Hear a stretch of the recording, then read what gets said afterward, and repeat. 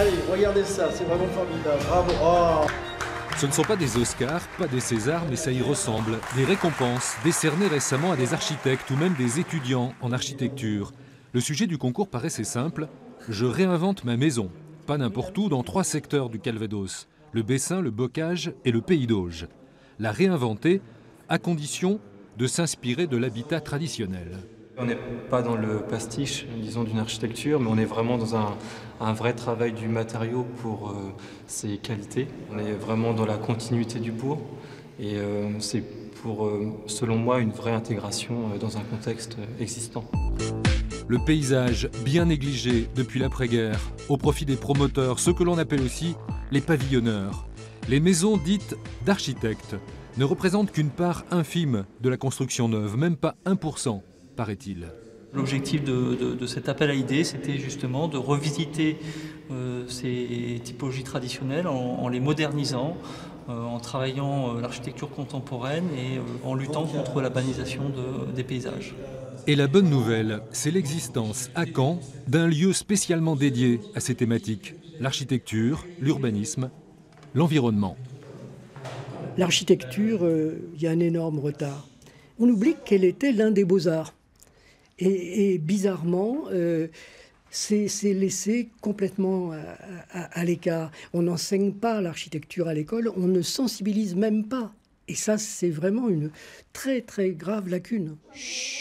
Contre-exemple. Bonjour à tous.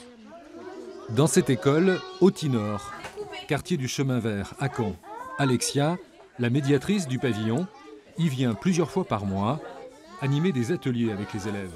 Plus le temps passe, plus on voit des trucs qui s'améliorent. Il parle d'un sacré chantier, celui de la transformation de l'école et de tout le pôle enfance du quartier. On essaye de regarder où se trouve le gymnase et quoi d'autre. Les classes de primaire et maternelle suivent la construction du nouvel établissement scolaire qui sera le leur à la rentrée prochaine. On a pu travailler sur l'acquisition de vocabulaire spécifique autour du chantier, découvrir des métiers aussi, et puis éventuellement donner le goût. On a certains élèves, ça y est, là, qui du coup se voient déjà, architectes, conducteurs de travaux, donc c'est vraiment très intéressant. L'objectif n'est pas forcément de susciter ces vocations, c'est bien plus large. L'éveil du regard, l'éducation citoyenne, c'est la mission du pavillon. Outil de réflexion et d'échange qui, depuis 4 ans, multiplie les rencontres, les expositions, les confrontations. Ce qui m'importe ici, c'est de faire l'aller-retour entre accompagner les projets du territoire, débattre, observer les mutations, renouveler son regard sur son environnement et faire toujours le miroir, l'aller-retour entre ce qui se passe localement et des références nationales et internationales. Et l'architecture, qu'on se le dise, même considérée comme l'un des beaux-arts, n'est pas barbante. La preuve avec l'atelier du moment, le maquetton. Le mode d'emploi est facile, bricoler, transformer et prenez du plaisir. L'architecture, c'est clairement un jeu. Il y a le côté, en effet, de l'expertise. C'est un milieu qui nécessite de faire appel à beaucoup de qualifications et de personnes hautement qualifiées, mais il s'adresse à tous. Et à partir de là, il faut que ce soit joyeux, il faut que ce soit ludique. Et ce lieu, là où il est situé, présente un avantage de choix.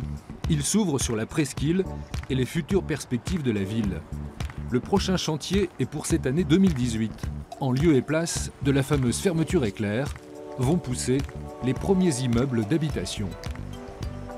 Un large choix de modes d'occupation, donc des commerces, une résidence-service, des logements sociaux, des logements privés et un amphithéâtre, ainsi que des bureaux et probablement un restaurant interadministratif. Donc c'est vraiment une opération multi-usage.